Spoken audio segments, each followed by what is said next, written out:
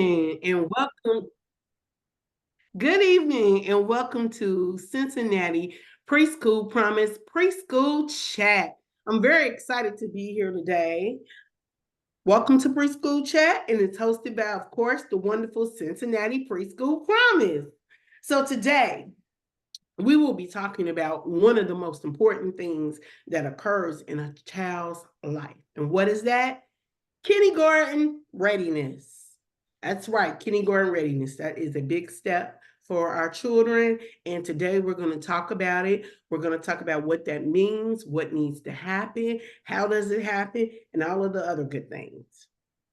And so today, as our special guest, we have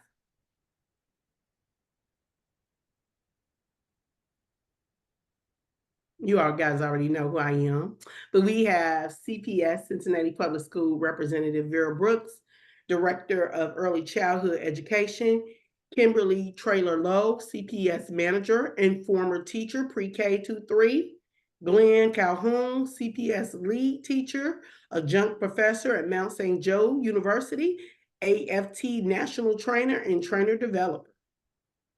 We also have Ideal Public School Representative Sheila Richardson, Assistant Principal of Instruction at Ideal Price Hill location, and Dr. Chanel B. Price, founder of the LIMB Bright Education, Professor of Curriculum and Instruction at UC, lead kindergarten reading teacher at Ideal Valley View.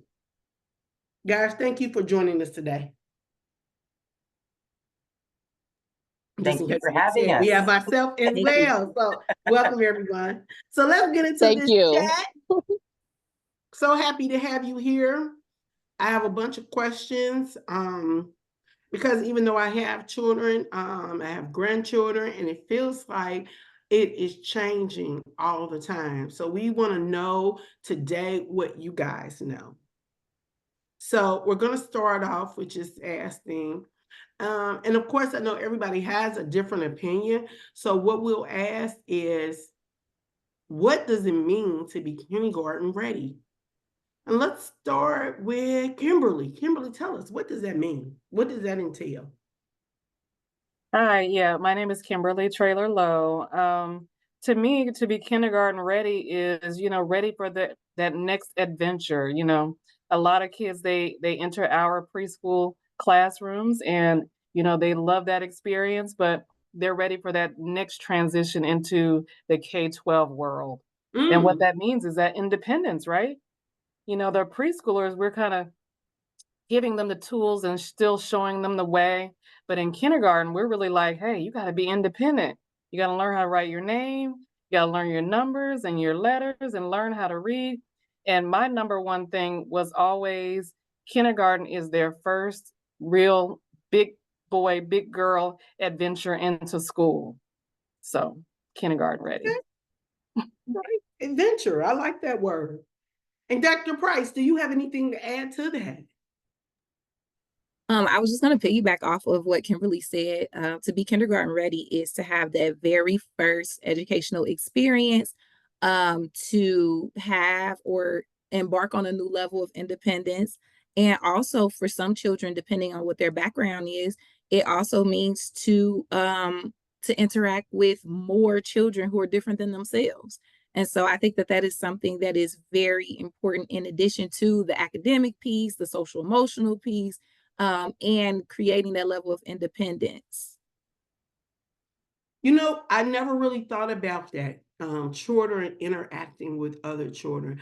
I think as parents, as grandparents, we think that that's something that comes naturally. So to hear you all say that that is something that children really have to be taught, then that goes on to me. When I hear that, I think about the social and emotional issues.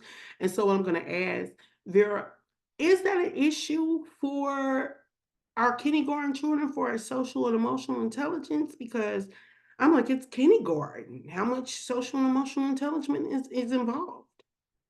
I think there's a lot of social and emotional involved in the kindergarten world. I think when we're looking at birth up to kindergarten, that's laying the foundation of that socially emotional, that how do we belong? How do we fit in that just world of kindness, I want to say, of understanding. But when you go into kindergarten, all at once, you're in a setting, you're in a school setting that begins your journey that makes you a lifelong learner all the way through whatever you decide to do after high school. And Okay. in kindergarten, that interaction of learning how to work with, talk with, play with in a kind, appropriate way and respectful way of each other's similarities and differences is very, very important, because that is where you're learning. All at once, you've gone from the safe little cocoon to you're in a classroom with a lot of children, sometimes 20 to 28 kids, that you don't know everybody anymore. So you're having to socially learn how to engage and interact with each other, along with, instead of just having 1 to 3 or a small group of adults, all at once you're changing classrooms. You have your homeroom teacher, but then you have your art teacher, and then you have your PE teacher, and then you have the lunchroom individuals, and you have your individuals that monitor you on the playground. So it's a lot of learning how to self-regulate yourself, but also learning how to engage and talk and work with others in a Mm. collaborative way. I think all of that is very important. I always think to myself, and it's funny because I never really thought about it before, but I imagine that going from what I like to call the little people environment, preschool and lower, going to the big people environment can be very scary, because even the items in the classroom switch sizes. So we go Yes. from having items that are tailored for children to now larger items that can fit, any child. And so I always feel like that's kind of scary And, for and I children. want to say the parents, or not just parents, but family members and their home community, everyone, it is so, so important for them over the summer during this transition period. Take a walk and go on the playground of where they're going to attend kindergarten. Just get used to that new environment. Doesn't mean you have to be in the building. It could be just that you take a walk and look at the trees, or do something, go on the playground and play on the jungle gym, which you may not, because that's even larger. Like you said, Flo, it's a bigger environment where you're going to have other kids at different age levels around you also. Right, And, right. and the families play a major role in helping with that transition and having those conversations of, you're safe, it's okay, we're going to go through this together. Yeah, and so I was just gonna ask you, Glenn, what can parents do? And Vera kind of led into it a little bit, but what more can they do to help children with that transition project? Because I know for my grandchildren, transition is an issue. And so they know what they know and they like what they like. And so every time we transition to a new environment, it becomes a little scary. But I really love that idea, Vera, of taking them. I never thought about that, exposing them to the environment prior to them getting there. But do you have any other suggestions, Glenn? Well, I think I like the way this conversation is going, that kindergarten readiness is not just for the student, but it is for the entire family. And I think the more prepared the family is for the first day of school, the better it's going to be for the student. If they're able to go to an open house, meet the teacher, walk the school, figure out what it's going to look like, and if the parents can be comfortable or the guardians are comfortable prior to that first day of school, they can show that confidence to their child. And kids are perceptive, right? They will pick up on our feelings. And if a parent's able to just go in, drop them off and leave and do their thing and act like it's going to be a great day, that will solve 90% of those issues of the worry in the child. Okay. And so I have a question. And Shola, I'm going to throw this question at you, because for me, as a mother and grandmother, I think it's just as scary for the parent as it is for the child.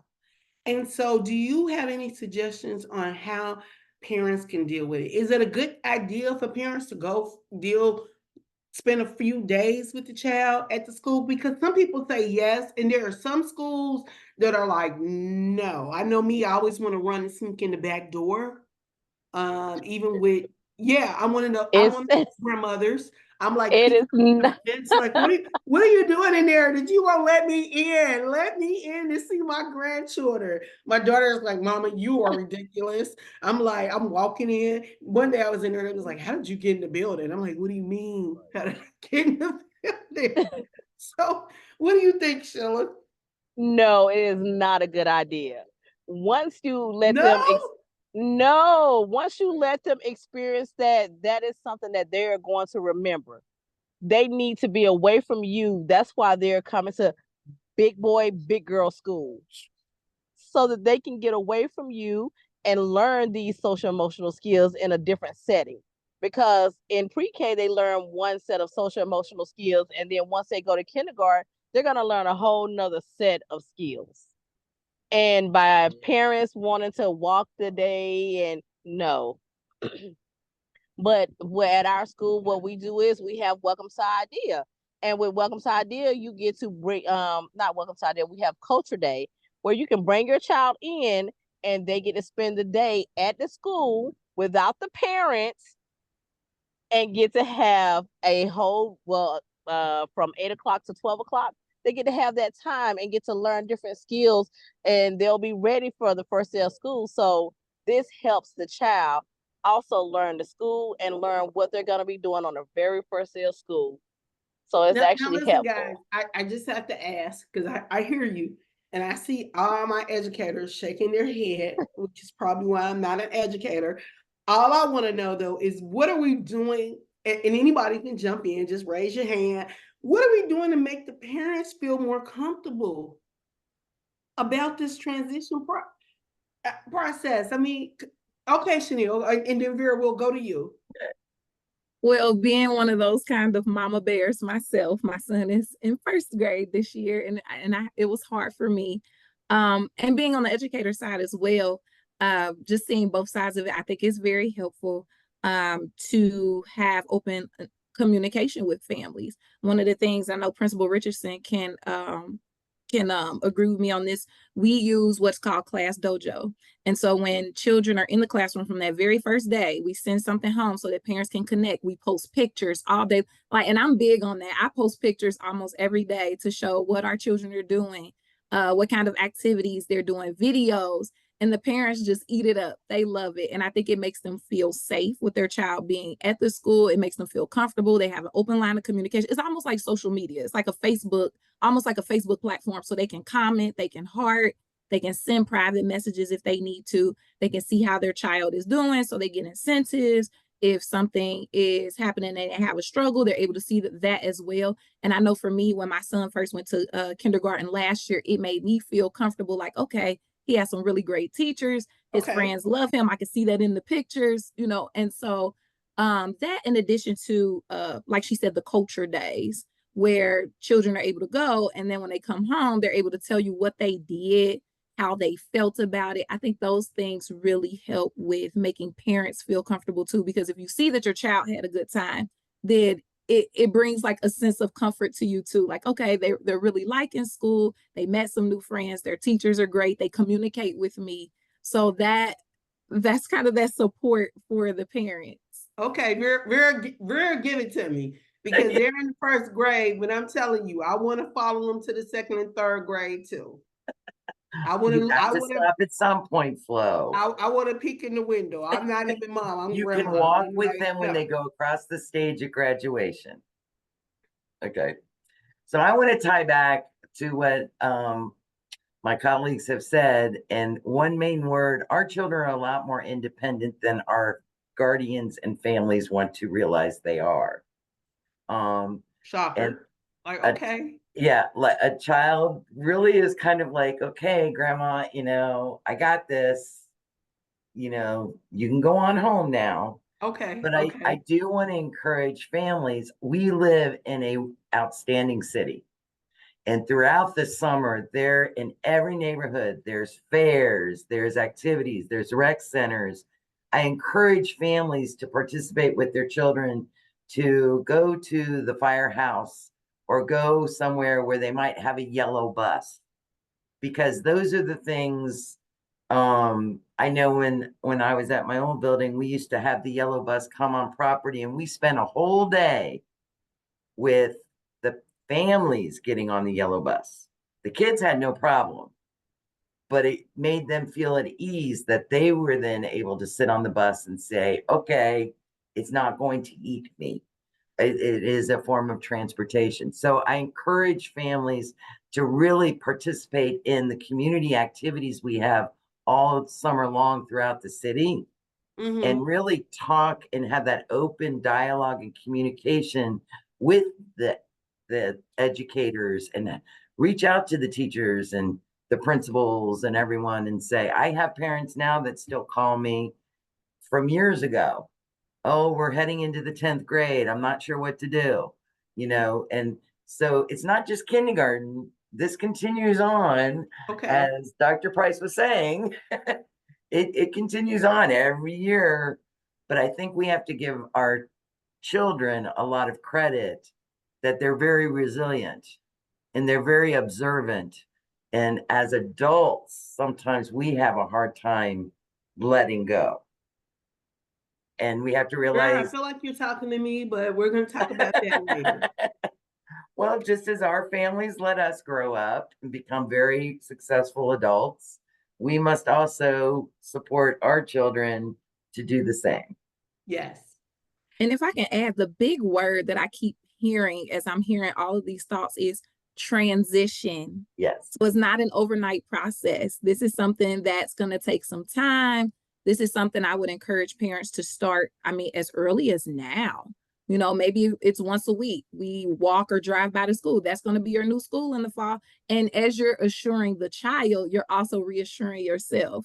You may have an opportunity. I think Head Start, Preschool Promise may have even done this before, but while children are in preschool, they go on mini field trips to some of the kindergarten classrooms. And as a kindergarten teacher of I think about 8 years now, I've had some preschool classes come to my class where they showed them, and I was able to model for some of those children. This is what you'll see. And some of the parents had the opportunity to come as well, so that they didn't run into something that they didn't expect, because the structure of a preschool classroom, especially depending on the philosophy, is very different than the structure of a kindergarten classroom. And so where in preschool they had nap time, for example, a lot of kindergarten classrooms, I think I may know one school now who still does nap time. And so for parents, it's like, wait a minute, I'm used to them getting a nap, and you telling me that you're going to have them doing work all day. They're going to be at a table all day. They're going to, and for a parent, sometimes that can be hard.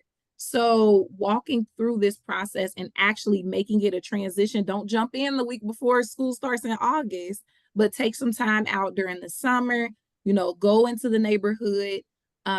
Sometimes teachers send out little postcards to the children in advance, go to kindergarten camp, like do all of the things just to become familiar yourself, so that when that first day of school comes, of course, as a mom, you may cry, or a dad, or whoever's dropping them off on the first day, but you've already kind of taken those steps to start preparing ahead of time so that it may not be so hard. So I have a couple of questions, because my colleague, Brittany Pina, what she said in the chat was Dojo is wonderful. And so I believe it is. I haven't explored it. But for some of you who don't know, some of you, my youngest daughter is a school teacher. In fact, she works at IDEA. And so she's always talking about this dojo. But I have a couple of questions with regards to Dojo, Glenn. One of the questions that I have in today's world is Dojo, is it user-friendly for the parent who does everything on their cell phone? And that's important. And if it is, because I think a lot of parents don't use Dojo, because we're in a time where some parents don't have computers, they can't afford computers. So is Dojo a cell phone user-friendly item? Yes, it is. But for anything more specific on Dojo, I will defer to some of the other experts. I've Okay. been out of the classroom for about 4 years. I will say I love the communication aspect of Dojo. The behavior part, when you're posting that like on the big board or something, like if Mhm. they're like the behaviors of the day are out there for everybody to see, I'm a little bit squeamish about that. But I know for a communication tool, it is very user friendly. I know we used it a lot during the hard part of the pandemic when we were all remote. Yeah, yeah. And so, so you said you were out of classroom. So I'm going to bounce over to Kimberly, and then we'll, because I have another question that's coming up. Kimberly, tell me about Dojo. Is it user friendly for our cell phone user parents? Absolutely. I have it. Well, oh, you can't see it, dog. But I have it on my phone. And you're right. You're absolutely right. If people don't have a desktop computer or a Yeah. laptop, they can download the app. It's very easy to use. It comes in many different languages. The And that parents was love it. actually my next question. Yes. I was going to direct it Yes. to Sheila because I know It her school translates service for is you. a big part of So the a lot of Hispanic times the community. parents will, we have some Spanish speaking families or families of other, nationalities and different things like that. But it translates to whatever language you need. And you're absolutely right. I have to confess, I was a helicopter mom. Okay, still is a helicopter mom. But I enjoyed the fact that I could see my child whenever I wanted to, and when he was in kindergarten, I would be like, "Can you just send me a picture? Let me know he's all right." And they would send me a picture, and it wouldn't be that you can send just a private message. The teacher can do a full Facebook thing when they go on field trips. I always got nervous about him going on a field trip. How is he on the field trip? Dojo is wonderful. Okay. Okay. Wonderful. But I will say, this is a disclaimer, you still have teachers who are not all that tech savvy. So if you have a teacher who's like that, you might have to say, hey, can you send me a text? Or, some of them use, what's the other one we have? Vera, Glenn, help me out. Something talk that I don't use. Talking points That's for it. Talking communication. points. Yeah. But all of those things are great communication tools. I think the number one thing I would say is, as a parent, you just have to. I think this transition is. You're right. The parents have to be on board too. I can remember parents looking out the window, and I'm like, "Your kid is fine. I'll send you a message. I'll let you know. Send you some pictures." It's the parents who really have that huge transition piece too. And so I would say to them, get your kid ready during the summertime. Go to bed at a later time so they're ready to get up and make that transition, and start, weaning out the naps. Because one thing you don't want to happen in August is the kid has to come and they're still used to taking a nap and they're asleep. And so I have to try to Yeah. transition that time for the next 3 months to get them off their sleep cycle. So, they could definitely work on that. And I Okay. also put in the That's a chat good. about, I'm sorry? That's a good point about weaning them off their sleep cycle. Yeah, that's important. And I also put in the chat about the Cincinnati Library. I love, love, love all of the libraries I in seen that. Cincinnati. And Tanya, And she they have put really it good back up for you. programs to transition. Yeah. You can Yeah. get books online. You could get handbooks about kindergarten and all the things for kindergarten. Visit the library. That's Definitely. good to know. Thank you. And so, Sheila, I'm gonna bounce over to you because I know you are a newer school, but I know you have been in the business of education for a very long time. Sheila, I want to talk to you about what it is that parents need with regards to registering for school. And then, Vera, after I get finished with Sheila, I'll ask you the same question because it might be different requirements.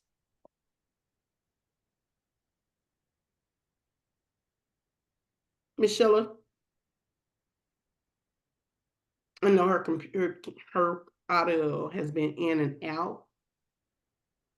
So, Vera, why don't we start with you about what children need with regards to registering, or what parents need, because children don't register themselves, but what parents need for registration for kindergarten.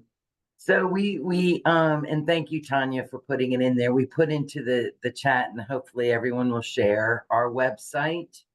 Parents can get on the computer, they can get on their phone, go to Cincinnati Public Schools website, enroll my child, and it will help guide them through what schools are available in their neighborhood, or what school they may choose or select. And you can actually register online. We Okay. also have our customer care, which they can come to the education center. We have throughout the, well, we've already started, we've been doing it since February, where our families, we have pop-up enrollments. This summer, we will be in 3 locations all summer long: Woodward High School, Reese Price, and why am I having a moment here? Glenn or Kimberly? I don't know. I'm having a senior moment. Oh my gosh. I'm a great, so I can have senior moments. But we will have it, they will be open Monday through Thursday Okay. for parents to walk in. What they do need is a birth certificate, and then we help guide them through what other documentation may be needed. If they are already in a preschool, whether it's in a private provider or with us, we do returning child packets. So we have them enroll, and then they are automatically enrolled into a kindergarten in Cincinnati Public Schools. So anyone can reach out to us at 513-363-0240. Or they can go online, and we have all the enrollment is there for kindergarten.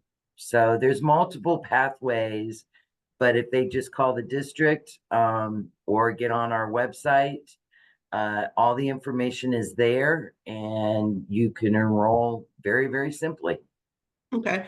And I'll go back. Sheila, are you there?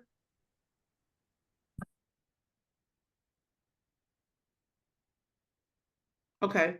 Is she? Oh, there she is. Sheila.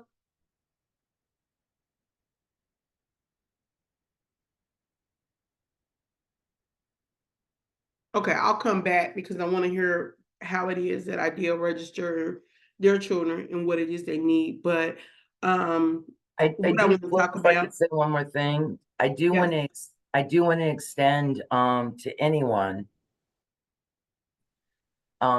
any provider, anyone, that if they need anyone from Cincinnati Public Schools to come to their location to help register families into a kindergarten program, we have individuals that will come during the day, in the evenings, on the weekend, to assist with families registering into a kindergarten. And I just don't want to say kindergarten, I want to say any age group, because we do have families where they might be moving new to the city, and they're looking for their child in 2nd grade to enroll in a school. We want to make sure every child is taken care of. So we Thank will you for also, that information, Vera. I yeah, we appreciate also that. providers. Chanel, Dr. Price, want to talk to you a little bit because you have the experience of being previous director at a center and going back to the classroom as a kindergarten teacher. Can you tell us what it is our providers need to know and how providers can help families? I think one of the best things they can do is maybe give them a checklist of things that children need to know, things they can work on with them at home. I know, being a director, we try to put in place something where we work with them at the center over the summer on some of the skills that they may need, social emotionally, just some of the things they may need in regards. And my mindset has always been the kindergarten readiness assessment and what I typically see on there. So the skills they need for ELA, identifying letters and sounds, some of those directional words, the above, below, behind, in front, some of the, practicing writing their names. And even the technology piece, which people don't talk about a whole lot. And so I would encourage families to take them to the library, or maybe even buy like a little computer mouse, because once they get to school in the fall, some schools take the MAP test. Some schools have like other tests that they do, or they use technology in the classroom. And some children have not had the experience of using a computer, which is major coming from preschool to kindergarten. Put a sticker on the mouse so that they know which side they're supposed to click, things like that, to work with them at home. getting Cheerios and working on one-to-one correspondence, like things like that. Because one of the things I did as a director is I created this checklist. I gave it to all of my preschool teachers, and I gave it to families to take home and use to work with them. And then the other big piece is, introducing them to multicultural education, because again, going into some environments and classrooms, they may encounter some children that they're not used to. Like Principal Richardson, I'm sure, because she's at Idea Price Hill and I'm at Valley View, we have a high population of Hispanic students. And I'm sure down in Price Hill, because I used to teach at a school in Price Hill, they probably have a high population of African students as well. And so when these children go into environments not, interacting with children like this before that are different from themselves, they may not know, what to say, what not to say. And I know just in research, children as young as 2 years old are able to identify certain things about themselves. And by the time they're 3, they adopt biases, and so how do we teach our young children how to engage difference and embrace sameness? These are things as a director that I will talk to my families about, in preparing their children, reading books so that they're able to see people from different cultures and to learn, so that when they do go into these environments and they encounter children that are different from themselves, children with differing abilities, things of that nature, it won't come as such a shock to them. Oh, I read about this, or I've seen children like this, children that wear hijabs, like just all of the different things. So as a director or a previous director, I would create a checklist and go over some of these things. I believe the Ohio Department of Education has a checklist as well, for kindergarten readiness that has some of these skills on there. Teaching Okay. children to hop on one foot, like I said, practicing those fine motor skills and practicing writing their names, talking to them about sharing and taking turns, just all of these different things, I think, combined, working in their programs and at home, would better prepare those children once they do go to kindergarten. Thank you for that. Glenn, do you want to add anything into that? Yeah, I think that's a great list of great things there, and I think just kind of building on that is just having fun with your kids over the summer, getting ready for kindergarten. Just thinking about like having your child set the table. When you think about what's involved with that, you've got gross motor, you've got fine motor, you've got one-to-one correspondence, you've got remembering who's in the house today. Like there are skills in all different um, areas of development that can be just doing a simple task like that. Having that with that name practicing, have it fun to where they've got to sign up for having TV time or sign up for, whatever it is, so do these academic skills in a way that the kids don't realize they're doing academic skills, right? Kind of, trick them into having fun while learning, going on walks and counting the squares in the sidewalk or looking for different shapes or, talking about the things you smell outside, and then and then back to what Dr. Price was saying about just reading, reading to our kids, and then reading and having these conversations, with class observation calls it these feedback loops, so you talk to your child, you ask them a question, they answer, then you ask a follow-up question and they answer, and getting these feedback circles going to where you can help them to really hone their communication skills, and Right, which will right. again help them be able to advocate for themselves in the classroom. I think that's really important because I think that we don't really think about our young educators needing feedback loops. And so then oftentimes we have children who only can give us one word answers. And it's because they don't have or haven't been trained for feedback loops. And it seems like in one aspect, I feel like some of us take the idea of kindergarten, it's become so serious. But then in the other aspect, it's kind of like, well, it's a simple thing. It's kindergarten. And so what I'll ask, Sheila, are you back with us? Because I see part of, but I'm not for sure what I see. Sheila? Okay, so what I'll ask, and Kimberly, I'll shoot this question over to you. How how serious is kindergarten? I mean, we know children need it, but the big thing, and I did hear somebody mention it earlier about the KRA. I think all parents, they're like in fear. What is my child gonna score on a KRA? And what does this mean for my child in their future? Because they say, you know, if you, hey, KRA, if you mess it up in the beginning, it's kind of like, oh, we're behind. So, you know, tell us, Kimberly, what does it mean? How serious is kindergarten? Yes, it's serious, but I will say it's the beginning of their educational experience. So you don't look at it like it's a pass or fail thing. It's not really a pass or fail thing. It's a let me see what you need more work on. So you have to think about it like students who have experienced some type of kindergarten or preschool instruction, they may do better. You know, historically, we've looked at that data. The kids do really well versus kids who have never been to school before. We still have, Preschool. Sorry. yeah, we still have kids in our communities, which there's no, you know, they may not be ready to go to a preschool or they've been staying in a family setting and you know that's totally fine.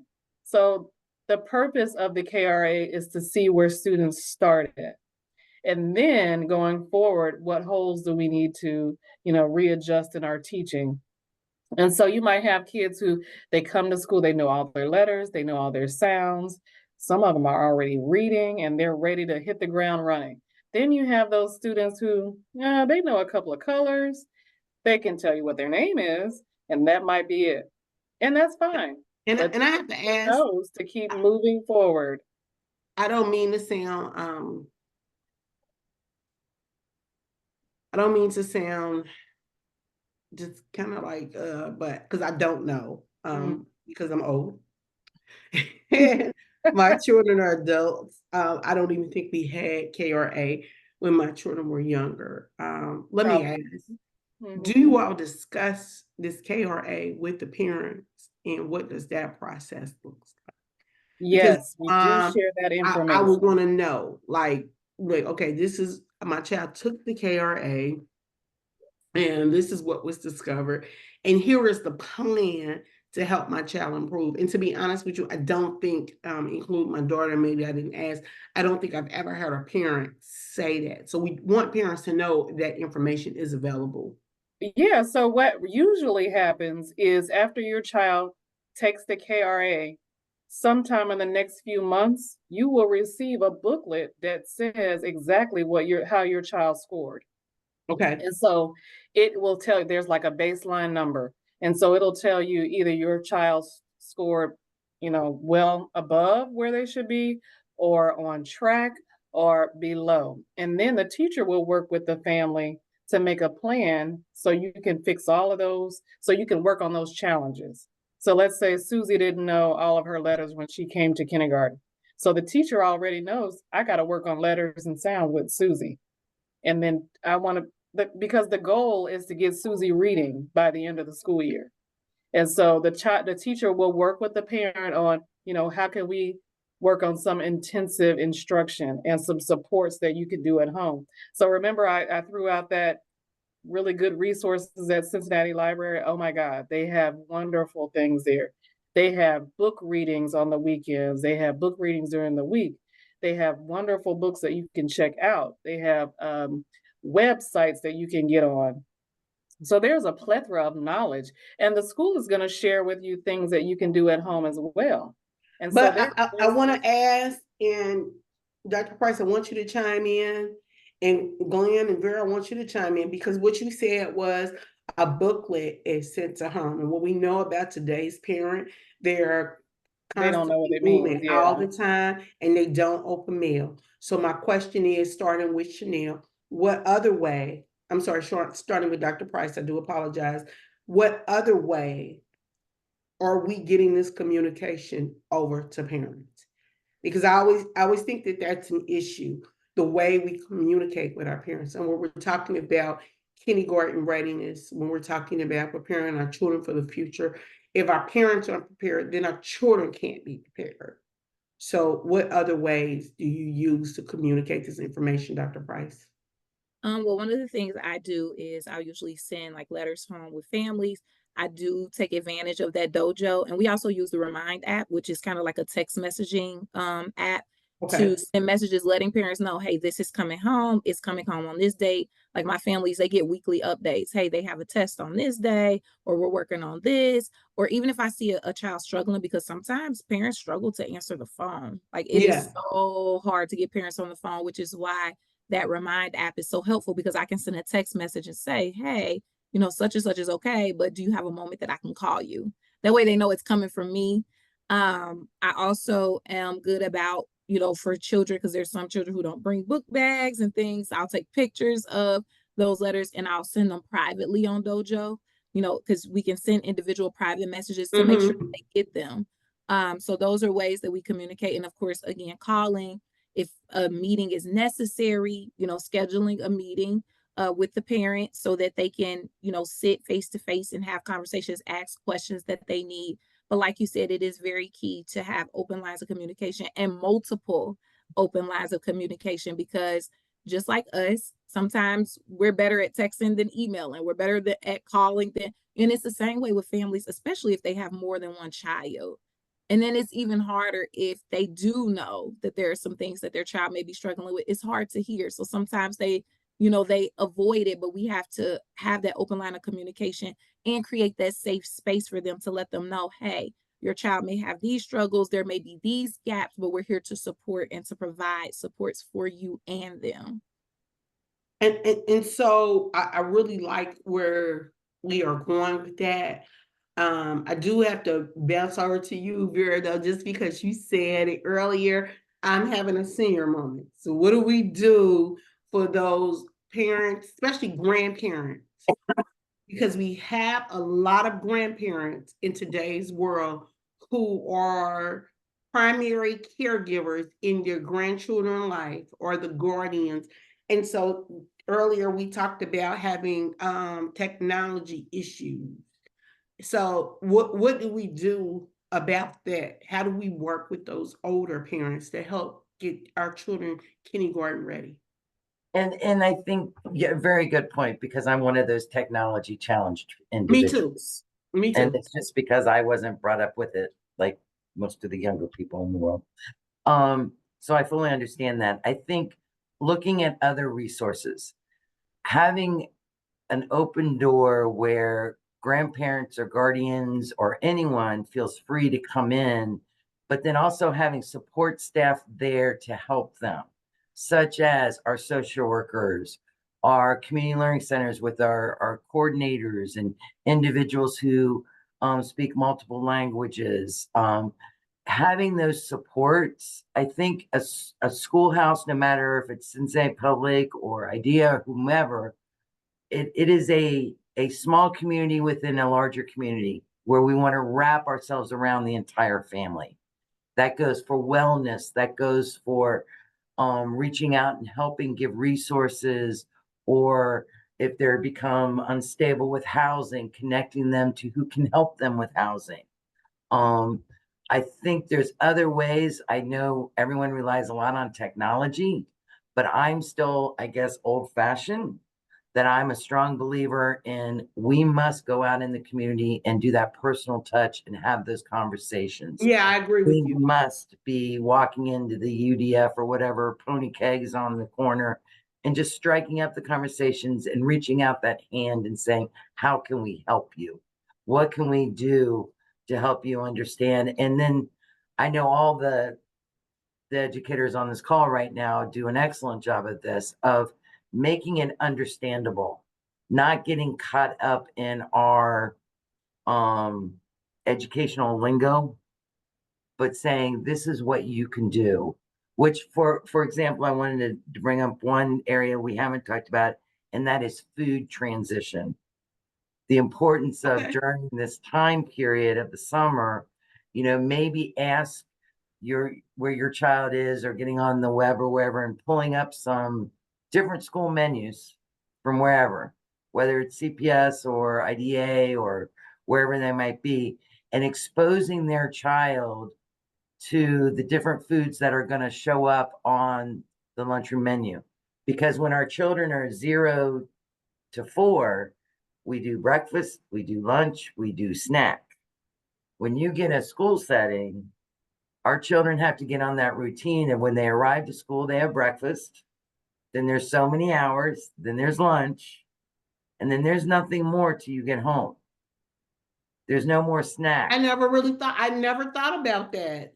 And a lot of children haven't been exposed to the varied foods because, like my family, we have our favorites. I can tell you every Thursday we're going to have cheeseburger, baked potato, and green beans. Okay, that's our dinner.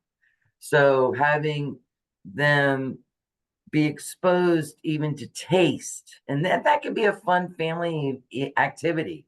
We've never ate broccoli. Well, let's try broccoli, and there are places throughout the city in the summer that will assist with food if that is a challenge for the family.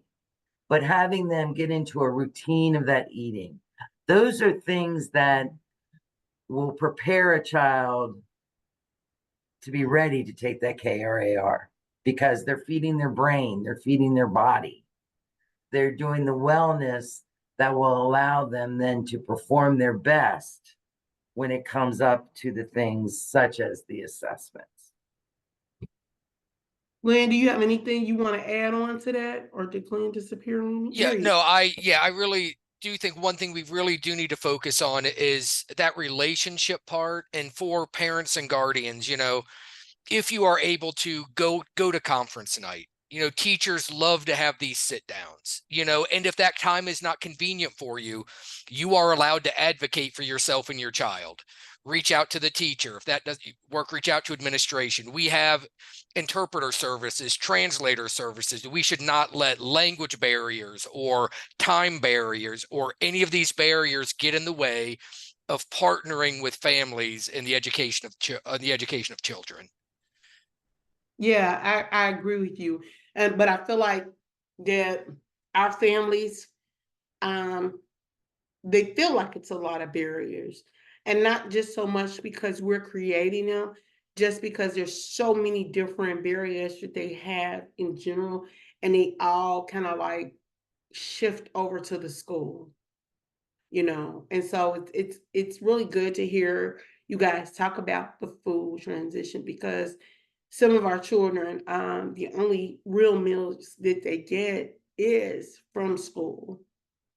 And so that's something that I think we don't really connect to kindergarten readiness. So when we talk about, how we feed our children in preschool versus how we feed our children in kindergarten.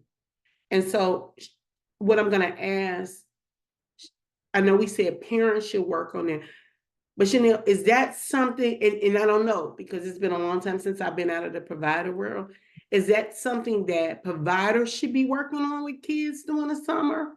Or is it mandatory? Like, because I know with most of our childcare centers or our early education centers and our providers, it's usually a breakfast, lunch, and snack.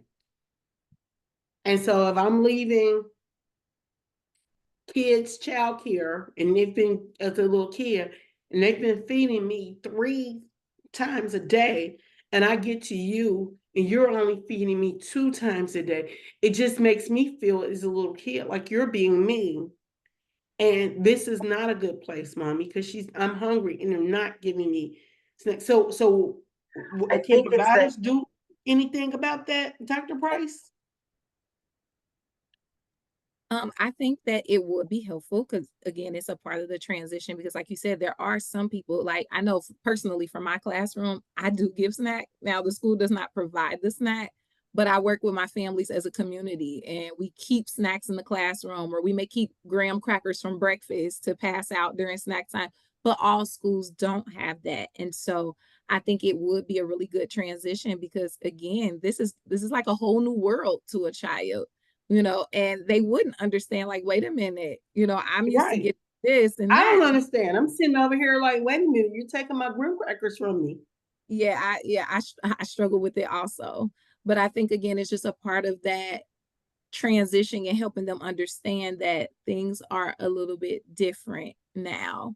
It is hard. I really do wish that schools would provide that because they're still small and they're still going to be very hungry once it gets to a certain part of the day, especially when they go to schools whose hours are longer, where they're there a little bit longer. But I Yeah. do think that it would be helpful to use that as part of that transition, probably in the later part, before they go off. And if I could just jump in and say one thing, I think this came Sure. up, but it's something I think we really need to hone in on. Is one of the best things we can do for our kids to transition to kindergarten is get them on a schedule. A couple weeks before school starts, get rid of the 11 o'clock bedtimes. When you're getting up at 6 in the morning or earlier, that is a big, big change. And that body doesn't take that on the first or second day. You really need probably 3 weeks to get that transition going, to get into a routine so that they are ready to learn and you're ready to take them, the adult's ready to take them. Understood. And I'm gonna take it back to Sheila because we're getting ready to wrap up. Sheila, are you there? Yes, I am. Can you want to tell us about registration over at IDEA? We had talked about it earlier about how parents can get registered. Our registration over at Price Hill, you can come in during the day, and we have Miss Jackson who's at the front desk. She will readily get you the application, or you can go online to IDEA and you can register online. Especially if you're a returning student, you can go ahead and register online. So registering online as well as coming into the school. We also have tours. You can set up a tour, and they are able to tour the school. Reach out to Ricky Younger, and he will set up a tour for you at Price Hill. Okay. And Dr. Price, does that work the same for Woodlawn? Yes, it works the same for Valley View. At Valley View, we have Miss Charles, who is our front desk person who will be able to support. And we also have Miss Anna, who is there. So I have the privilege of being on the educator side and the parent side. My son does attend Valley View, and the process of getting him enrolled was very smooth and easy. I received a very nice tour. She helped walk me through the enrollment process, and everything was just amazing. So Good. I'm glad that went well because, like I said, I would be peeping through the window, like, where's my? We are not I allowed am to peeping peep in the through. windows. Yeah, Vera annoys me. So, does anybody have any last remarks they want to get in? I just want to say thank you for this opportunity and allowing us to be with you and your chat tonight, Flo. And we hope that all of the children are enrolled early, because let's not wait till August 15th to enroll. Let's enroll now to make sure our children know where they will be experiencing their new journey of lifelong learning in kindergarten. Yeah, and so I was thinking about that. Some of my plan is to reach out to some of you guys with regards to some of the tips we gave to share with providers and some of the information. So we could do maybe like a one-liner sheet and get it together and put it in our Facebook provider group to give to our providers, like, hey, here's the contact information, here's where registration start. If we can put it together and put in our parent group so they can have those dates, I think that would be helpful. So I'll be sending both you groups, set of people, an email with regards to the information, either Amber or myself, about what it is we'll need. That would be wonderful. And we also have, can I jump in? We also have Sure. literacy night at our school. So literacy night is on the 18th on Thursday. And if parents would like to come and register their children for literacy night, we will have registration set up during that time from 5 o'clock to 6:30. Okay. And then my final, I'm gonna turn to my I call her my better half, Brittany Pena, to make sure that there weren't any additional questions she might have had that I may have forgotten. Because I can't think of everything, guys. Yes, you can, Flo. I tried. I really think you guys covered a lot of information, just, from the top, making sure or supporting children with being social emotionally ready, nutritionally ready, physically ready, going to bed at an earlier time because you're going to have a very long day the next day. I think it was Miss Kimberly who spoke about, some kids may come and they may not have some of the academic piece of writing their names or identifying letters and numbers, but she said, we'll teach them that. And so I really, really love that. I really want to support preschool teachers and early childhood educators with supporting children and families with mental health wellness, ensuring that children are able to self-regulate, to collaborate and interact with others, is going to be very key and important and set them up for life learning. If they have those, good social emotional skills, I think the sky's the limit. When they get to kindergarten, they can learn all those other things. So thank you guys. And also using your local resources, the library. I love that. That was actually a regular field trip that I with my preschool students. So thank you guys. Well, as always, I want to thank everyone for just being here this evening. I appreciate you. I appreciate the work that you do. I appreciate you giving Cincinnati Preschool Promise some of your time this evening. And without further ado, you have been informed about kindergarten readiness. We appreciate your time here. Please join us for our next preschool chat, which will be June the 17th. We will be talking about what you need to do over the summer to keep your child educationally involved. We have a panelist for you guys of people who have all type of ideas on how we continue to engage our children, because summertime we tend to get a little lax, but we want to keep those babies ready, especially if they're going to go off to kindergarten. So join us on June, what did I say that date was as I look at my phone, June the 17th for Cincinnati Preschool Promise Preschool Chat. Until then, see you next time.